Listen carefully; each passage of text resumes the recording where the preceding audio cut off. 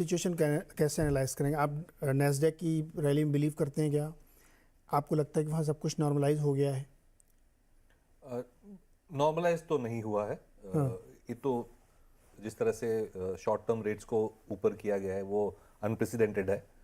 इतना शार्प 0 से almost 5% rates को ले जाना पिछले 60-70 सालों में फेड ने नहीं किया है, और वो इन्फ्लेशन उसकी बड़ी वजह थी। तो इस तरह से जब एक शॉक होता है तो हमने देखा उसके कॉन्सिक्वेंसेस होते हैं, और ये जब हमने 3-4 जो मिड साइज बैंक्स का कोलैप्स होना हमने देखा, that is one of the side effects of such a sharp tightening. तो उसके भी जो सेकंड थर्ड ऑर्डर डेरिवेटिव्स हैं वो अभी तक शायद पैन आउट नहीं हुए हैं। ये साल के सेकंड या थर्ड क्वार्टर में और शार्पली स्लो डाउन होगी यूएस इकोनॉमी, क्योंकि सारे अगर फिजिकल इंडिकेटर्स देखें तो एक तरह से स्लो डाउन दिख रहा है। अब कमर्शियल रियल एस्टेट की हम बात करें तो जो 2020-21 में वैकेंसी आई थी, 22 में वैकेंसी थोड़ी सी कम हुई थी, लेकिन अब वापस बढ़ रही है। तो almost 20% of commercial real estate अभी भी वेकेंट है यूएस में। वो एक बड़ा हाई नंबर है हिस्टोरिकल स्टैंडर्ड्स के हिसाब से। हम होम प्राइसेस देखें, जो रेसिडेंशियल होम्स हैं उनके प्राइसेस बहुत बहुत टाइम के बाद ईयर ऑन ईयर बेसिस पे नेगेटिव ग्रोथ दिखा रहे हैं। तो काफ़ी सारे जो इंडिकेटर्स हैं वो स्लो डाउन की ओर पॉइंट कर रहे हैं, और ऐसे माहौल में ये कह देना सीधा कि कोई प्रॉब्लम नहीं है, वो थोड़ा रिस्की रहेगा। दूसरी एक ये बात है, जो स्मॉल बैंक्स थी, regional banks, Anurag is the expert here, वो शायद क्लैरिफाई और कर सके, बट मेरे हिसाब से मैंने जितना पढ़ा है, जो कमर्शियल रियल एस्टेट में हम स्लो डाउन देख रहे हैं उसका जो काफ़ी सारा फंडिंग ये रीजनल बैंक्स और स्मॉल बैंक से आ रहा था। करेक्ट। और स्मॉल बैंक्स के पास अभी रिफाइनेंस करने की क्षमता है नहीं, क्योंकि उनकी तो लिक्विडिटी कम हो चुकी है। तो ये जो कमर्शियल रियल एस्टेट की जो बोरोइंग है वो जब रीफंडिंग के लिए आएगी नेक्स्ट 3, 6, 12, 18 महीने में, तो वो कैसे होगी वो भी एक देखना है। और प्लस इंक्रीमेंटल लैंडिंग तो बिल्कुल नहीं होगी, तो नए जो प्रोजेक्ट्स आएंगे वो तो बिल्कुल नहीं आएंगे। तो ऑब्वियसली ग्रोथ का जो है वो एक हेडविंड है। तो ये कहना कि कंप्लीटली सिचुएशन हम बाहर आ गए जस्ट बिकॉज नैस्डैक चल गया है, वो एक रिस्की प्रोपोजिशन है।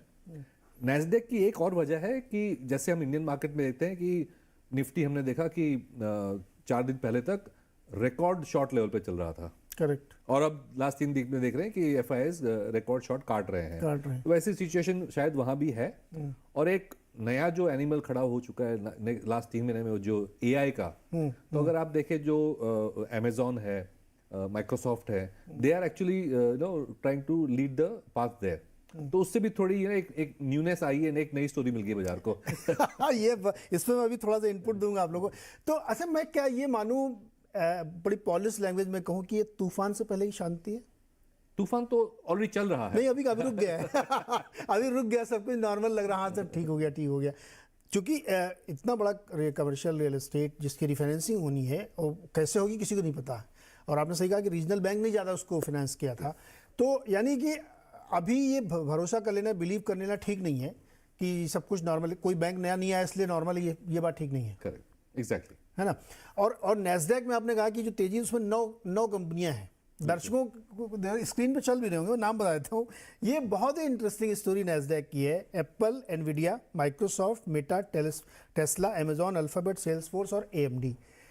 इनकी जो तेजी है वो एसएनपी को पहले लेते हैं, उसमें 160% का कंट्रीब्यूशन है। बिल्कुल। और नैस्डैक की 91% तेजी इन 9 कंपनी की वजह से। बिल्कुल बिल्कुल। बाकी का कोई कंट्रीब्यूशन नहीं है। बिल्कुल। तो इसलिए ये नैस्डैक की रैली धोखा है। और एसएनपी में भी अब जो लास्ट 10 साल से जिस तरह से टेक्नोलॉजी कंपनीज ने आउट परफॉर्म किया है, तो अब नैस्डैक में तो इनका वेट बहुत ज्यादा है ही। एसएनपी 500 में भी इनका वेट 26-27% हो गया। एग्जैक्टली, इसीलिए तो एसएनपी को भी अब ड्राइव कर रहा है। एसएनपी को भी ड्राइव कर रहे हैं और नैस्डैक को ड्राइव कर रहे हैं। अजय सर, ये 2 हमारे मेहमान तो कह रहे हैं कि ये तूफान से पहले शांति है, इसमें बहुत ज्यादा बिलीव नहीं करना चाहिए। आपका क्या व्यू है? देखिए, हमारा बिलीव बड़ा सिंपल है कि एक निवेशक को इतना सारा नॉइज सुनेगा, एनालाइज करेगा तो मर जाएगा, वैसे ही मर जाएगा, उसको इन्वेस्टमेंट का मौका ही नहीं मिलेगा। अगर आपको इतना एनालिसिस करना है तो आप डेट इंस्ट्रूमेंट लेके शांत से रहिए, 9, 10, 12% का डिबेंचर ले लीजिए और आराम से रहिए, कोई तकलीफ नहीं होगी। सर, उसमें भी टैक्स लगा दिया, इंडेक्सेशन खत्म कर दिया।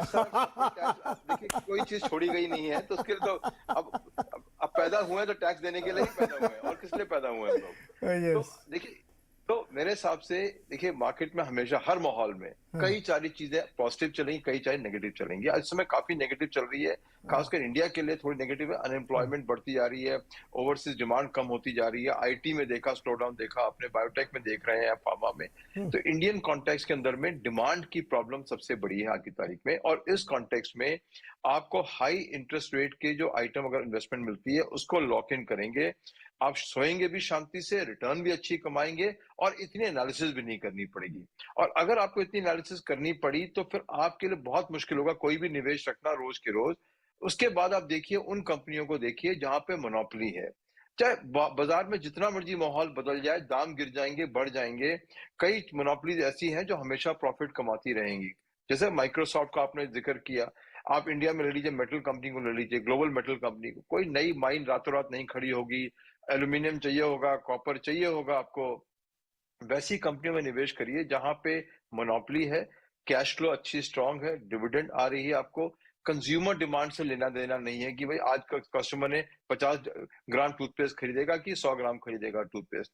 सो ऐसे माहौल में जहां इतनी वॉलेटिलिटी है, मेरे हिसाब से हाई इंटरेस्ट डेट को लेके अश्योर्ड कैश फ्लो वाली कंपनियों की तरफ जाइए। और दूसरे इंडिया में बड़ा बढ़िया है कि आपको कई सारी अच्छी एमएनसीज मिलती हैं, जैसे कैपिटल गुड सेक्टर वगैरह में है, जो लो लेवरेज पे हैं, गवर्नमेंट के प्लान के मुताबिक चल रही हैं, तो उसमें थोड़ा सा निवेश करिए।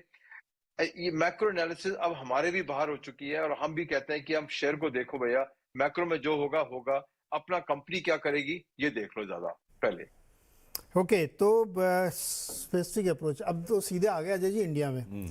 मॉर्गन स्टैनली ने तो इक्वल वेट कर दिया, थोड़ा सा सुधार दिया, पहले वो बहुत नेगेटिव थे, लेकिन अभी भी वो कह रहे हैं कि चाइना और वो सब ज़्यादा इंडिया से बेटर हैं, लेकिन अब इंडिया को इक्वल वेट कर दिया। अजय सर, ये जो भारत में चल रहा है इस समय, बड़ी तेज़ी का माहौल बन रहा है, वो इसीलिए कि अब यहाँ भी सब कुछ ठीक हो गया? ये सवाल थोड़ा सा मैं ट्विक कर देता हूँ आपके लिए। देखिए, इंडिया में अब ये जो सिचुएशन बन रही है हमारे यहाँ की, बैंकिंग सिस्टम ठीक ठाक चल रहा है, क्रेडिट ग्रोथ बहुत अच्छी है, ओवरऑल ग्रोथ ओके कह सकते हैं आप, ना बहुत ही शानदार नहीं तो ओके कह सकते हैं, लेकिन हाँ कुछ जगहों पे बहुत अच्छी ग्रोथ देखने को मिल रही है। सो अगर इस प्रेमाइस पे हम चलें, इसको हम ठीक मान लें, तो फिर वो वाले स्टॉक ढूंढना या वो सेक्टर ढूंढना या वो थीम पकड़ना ज़्यादा इजी है जहाँ पे आप जो अभी कह रहे थे मोनोपोली है, रादर उसको मैं इस तरह कहूँ कि बड़े जायंट हैं और वो अभी भी सस्ते मिल रहे होंगे। देखिए, इंडिया की एक स्टोरी हमेशा से रही है डिमांड सप्लाई ऑफ स्टॉक की। फंडामेंटल पे इंडिया मार्केट कम चलती है, डिमांड सप्लाई पे एक चीज विजिबल है कि मार्केट में सेलिंग काफी कम हो गई है। लोकल तो सेलिंग ऑलमोस्ट थी भी नहीं और वो तो रुक गई है, और जो एफआई सेलिंग है फिलहाल तो काफी थम गई है इसके अंदर में। और उसके लिए आप मौका देखते हैं कि ये जो आज ने रैली देखी आपने, शॉर्ट्स कवरिंग रैली कह लीजिए, जो कर लीजिए, कि अब बेचने वाले बहुत कम हो गए हैं और लिक्विडिटी अभी भी काफी साइडलाइन पे पड़ी है इन्वेस्टमेंट के लिए। जो आप म्यूचुअल फंड को ले लीजिए, चाहे आप इंश्योरेंस कंपनी में ले लीजिए, इतना पैसा जब आएगा उनके पास में, आज की तारीख में 31 मार्च तक मेहर जी बैठे हैं, बताएंगे कि कितनी पॉलिसी आज खुल रही है, कि आप बेतहाशा 31 मार्च का जो डेडलाइन था एचएनआई पॉलिसीज के लिए, उस हिसाब से बहुत पैसा आएगा इंश्योरेंस कंपनीज में।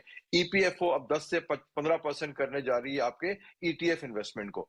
मुद्दा यह है कि डिमांड इंडिया की इक्विटीज में बहुत ज्यादा है, लिक्विडिटी अभी भी बहुत बरकरार है, और देयरफॉर मार्केट को वेट ये करना होता है कि कब ये सेलिंग रुकेगी और हम जो नॉर्मल खरीदारी भी है वो शेयर प्राइस के ऊपर ले जाएगी। आई थिंक हम उस जोन में वहां पहुंचे हुए आज की तारीख में कि खरीदारी है, अभी भी आज काफी जबरदस्त हुई है, और बिकवाली बिल्कुल कम हो गई है, खासकर एफआई की तरीके से। अगर ये माहौल बना रहा तो मार्केट के लिए बहुत सटीक रहेगा। डिमांड सप्लाई को छोड़ दीजिए एक मिनट के लिए, फंडामेंटल को भी छोड़ दीजिए, बट प्योर सिंपल लिक्विडिटी, आपने कहा ना एरोगेंस ऑफ लिक्विडिटी, मुझे बहुत बढ़िया लगा आपका वो सेंटेंस।